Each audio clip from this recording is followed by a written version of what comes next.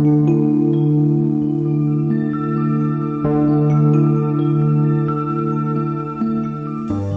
recording is copyright 2000 by the Shanti Cristo Foundation. Proceeds from the sale of these tapes help support the work of the Foundation. Copies are available at www.shanticristo.com. We encourage you to share these tapes with your friends, but we appreciate your cooperation in not making copies of them. Thank you.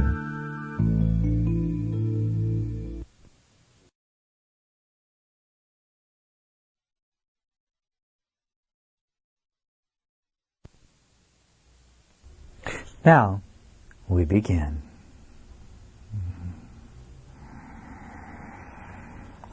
And as always, once again, greetings unto you, beloved and holy friends.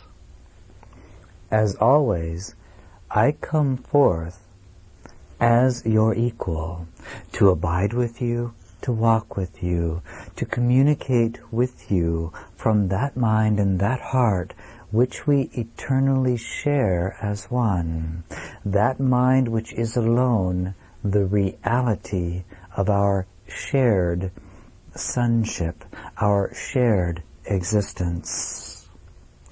As always, I come forth in joy and also with humility, for I cannot join with anyone unless they provide the space within their consciousness and bid me enter therein.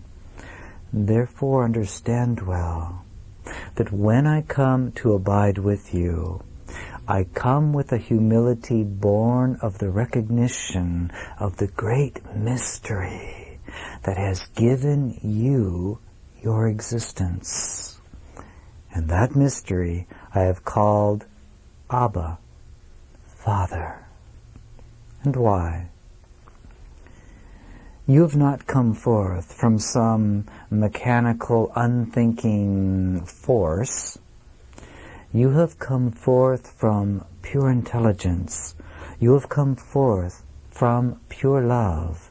You have come forth from a source beyond all comprehension. You have come forth from the radiance of a light so bright that the world cannot see it nor contain it.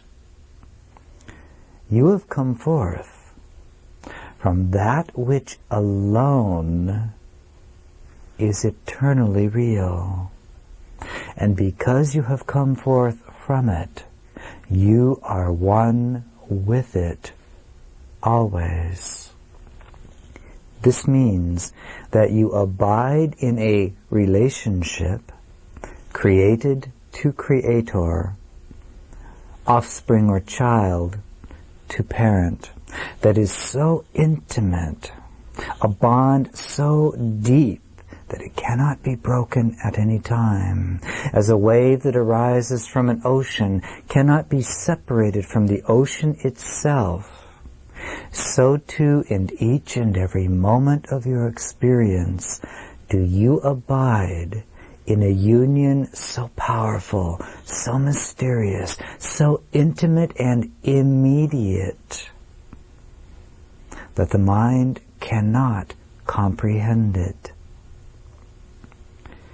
This union, then, connects you as the created with a mystery beyond comprehension that contains every drop of wisdom and intelligence necessary to create consciousness itself.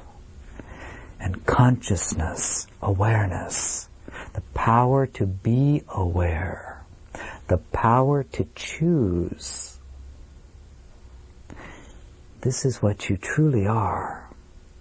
And if this source, this mystery, can birth this most fundamental aspect of creation, does it not deserve to be called Abba, or Father, that which creates like unto itself? Can you then begin to feel, to to know, not just as an intellectual idea, but as a lived reality, a knowingness, that if you are aware in this moment, it is because you are one with the source of all creation and cannot be separated from it in any way or at any time.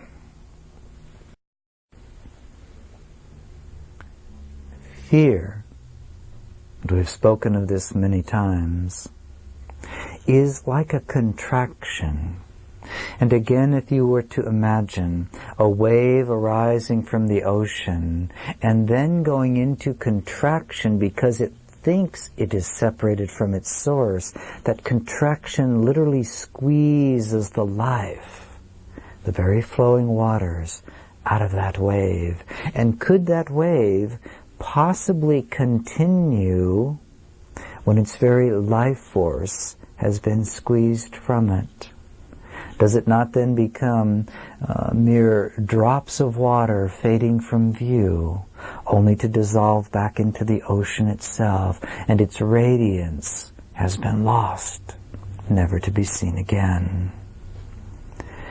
If it were possible for the wave of your consciousness to truly have its life force squeezed out of it, you too would fade away as droplets returning to the ocean, to never be remembered, to never be seen again.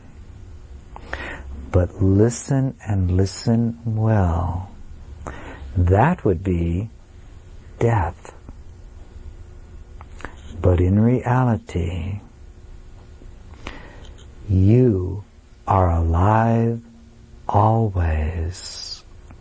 And even when you have identified yourself with the great constriction that fear is, your fears have never been able to squeeze out of you the great life force, the great reality, the great gift of awareness. You have therefore never ceased to be. There has never been a time that you have not existed, and there will never be a time when you will cease to be. You are therefore very much like a wave that has begun to arise out of an unseen ocean. And as that wave gains its momentum and moves across the surface of the planet, so to speak, you are like a wave that is in continual movement. Moving where? Into a forever extension of your awareness itself. Into a forever extension of whatever you choose to pick up along the way and make a part of yourself. Into a forever extension that will carry you into the experience or the fruits of the very thoughts you have held onto as your own. Therefore, understand well, right now, in this very lived moment, wherever you are, whatever you are experiencing, all that you see, all that you feel, all that you know, all that you seek to avoid, all the things you value and devalue, all things are contained within your awareness. For if they are not found there, they do not exist for you. Therefore, look upon that which resides within your awareness, within your consciousness. What are the things that you know that you know? What are the things that you would avoid? What are the feelings that you have not explored? What are the objects, the people, the places, the values that you strive for, that seem to thrill even the cells of the body? What is the body itself, if not that which arises within your awareness? Look at the planet around you. Look at every object in your room. Look at every thought you choose to think. Look at the perceptions and ideas that you defend so vociferously. Look at the thoughts, the feelings of others that make you cringe or wish to withdraw from. These things abide within you like the very power or life force of the wave that has arisen from the ocean. All of these things you have picked up along the way, and the way has been very long and varied indeed.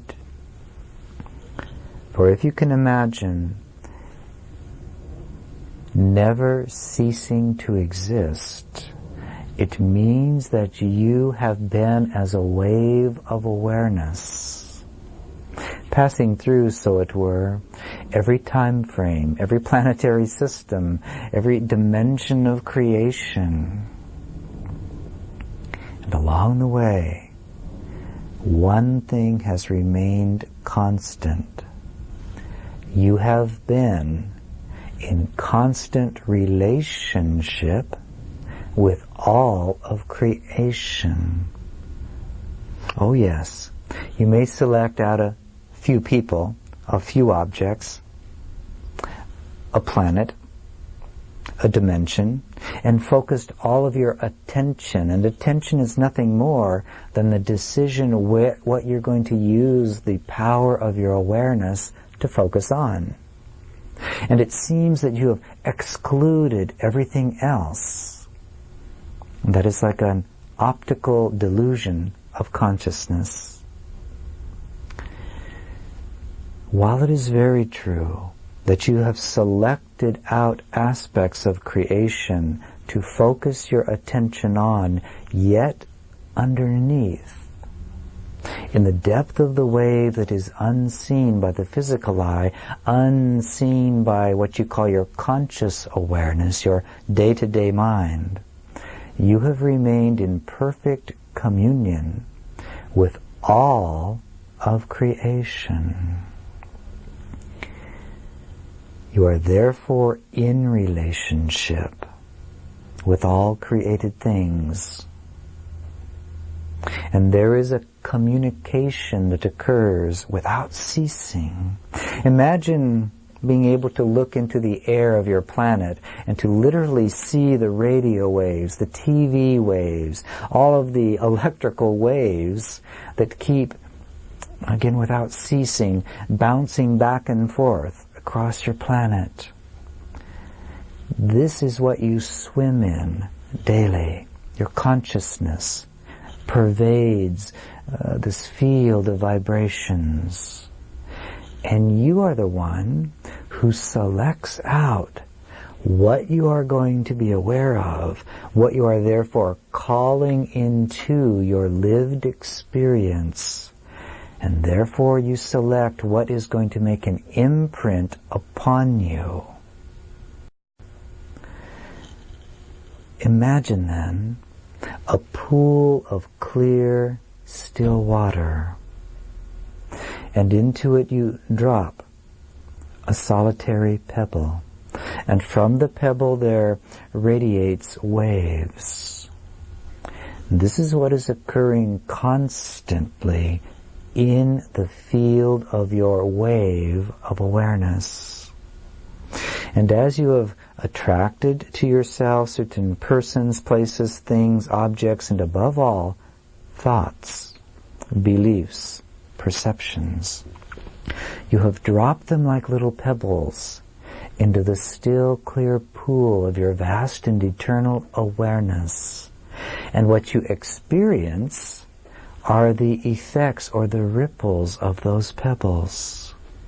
They literally join with the other ripples that you've created, and as these ripples move out and touch one another and come back to you, that is the field of creation that makes up your physical third-dimensional reality. You are therefore never experiencing anything except what you have chosen to create through your selection of the pebbles that you have dropped into the field of your awareness. You literally never experience a solitary thing. You do not experience objects. What you experience is the effect of a thought or a belief in objects. You never experience another person, for they themselves are made up of a whole web of vibrations. You could say that each person and each object, to use your language, is really a field of relationships themselves, unique and seemingly different from you, but a web of relationships nonetheless. For what child can be separated from their parents, from their cultural background, from the unique experiences that they have had as they have interacted with the webs of relationship that have been around them since the moment of their conception?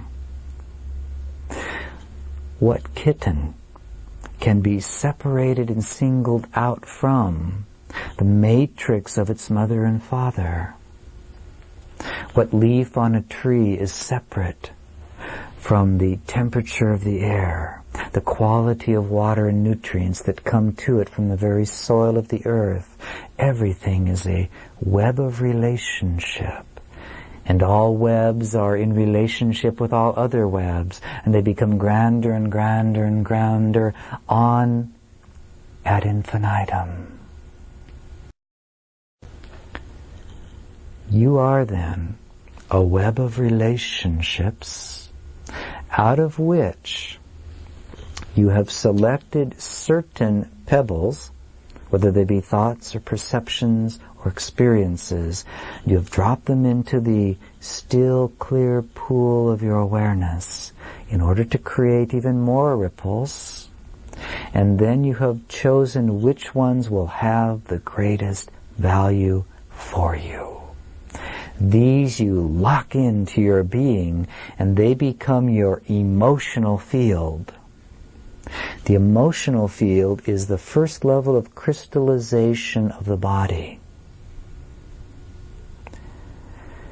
From the emotional field, a further crystallization creates the appearance of a physical form.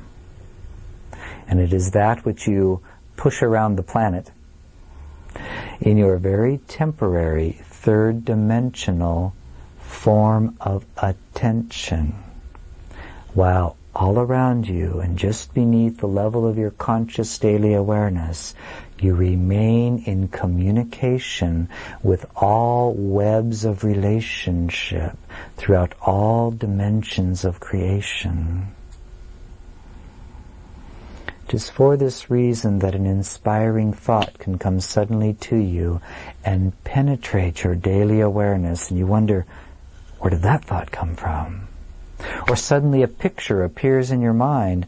It could be of anything. A man and a woman making love, a man and a man making love, a child playing in a park, a dolphin,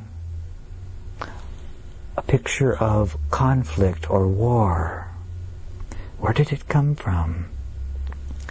Because you live in perfect communion, and you are like a grand field of energy in which all webs of relationship are reverberating constantly, you actually have access to the complete entirety of creation. And this entirety is not limited to what's occurring now as you understand time. You have available to yourself everything of which you would call the past, and the future. These things are available to you at all times. And there is not one of you who has not experienced this for yourself. Perhaps you suddenly thought of a friend, and then the telephone rang, and you knew it was them. It makes no sense in your causal third-dimensional plane. But because underneath, even though your conscious mind was busy making breakfast and wondering about which stocks to buy and sell, or which perfume to put on the body, underneath you remain in perfect communion. 'Tis why when there is a deep resonance between friends separated by thousands of miles, all of a sudden you know they need you to call them. You feel a sense of concern. Maybe they just stubbed their toe, but you pick up the vibration. You all live this. You all know this. There's no secret about it. What I would seek then to attract your attention to is this. One of the pebbles that has been dropped into the field of your awareness, and this is generally true for virtually everyone involved in the third-dimensional experience called physicality. One of those pebbles is this.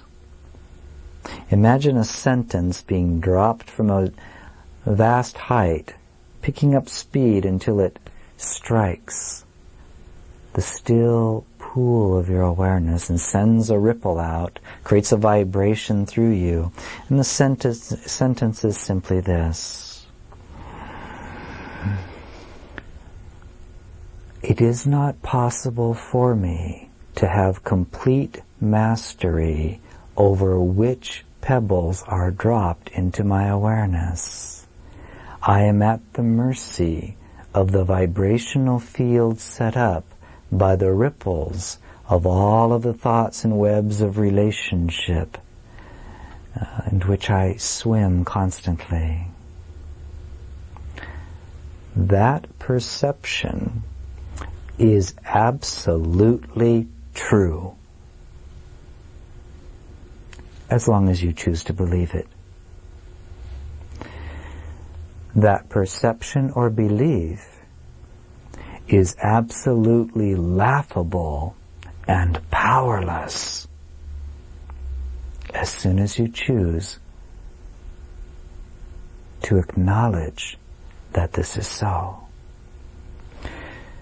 What's the point of that? It is simply this.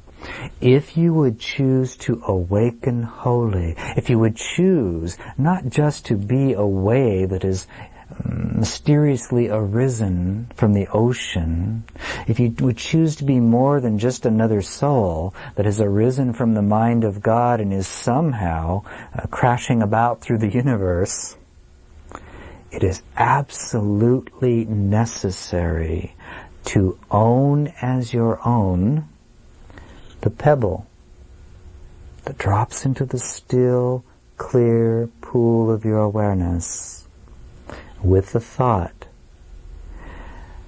I am the one who chooses the effects I experience. I alone interpret all neutral relationships or experiences. I alone place the value upon objects, things, thoughts, belief systems. I alone am the literal creator of my moment-to-moment experience. This, as you can see, changes everything. For never again can you allow yourself to feel as though you are merely a victim of unconscious forces. Never again can you look out beyond yourself and find fault with another. Never again can the energy of blame be projected from you to be dumped upon another. Never again can the energy of judgment hold sway in your holy mind. This thought, this one singular pebble dropped into the still pool of your awareness, is absolutely essential if you would decide to awaken wholly. And that is what this hour is about. For though you would hear the word many times, that is that which carries the vibration of truth, it can be denied as many times as it is heard. It can be allowed not, or should say, you can choose to not allow it to settle deep into that pool of awareness so that it affects every drop of water that makes up the wave that you are. You can hold on to the hope that you are still a victim of the world that you see, that events hold some value in themselves that does not come from what you place upon it. And as long as you choose to deny the word, you cannot be set free. For the mind that chooses in even a small part to perceive itself as a victim of its world of experience remains powerless, remains in a state that generates frustration, weakness, fear, self-doubt, unworthiness, suffering, pain, emotional pain of aloneness or separation from others, lack of fulfillment, and ultimately the echo of the belief that you have been squeezed so tightly by fear that you are literally separated from the ocean of the mind of God.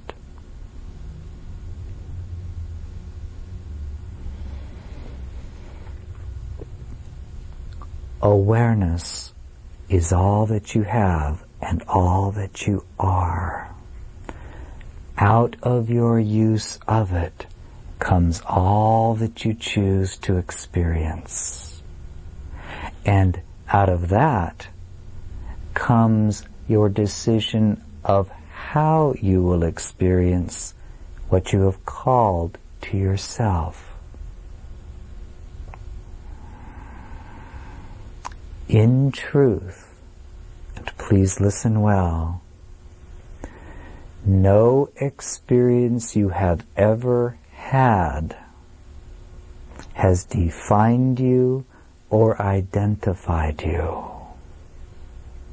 No experience you've ever chosen to create, to call to yourself and then to value as you valued it, has ever made you higher than or less than anyone else. Not even me. Though there are many who still need to believe that I am far beyond them.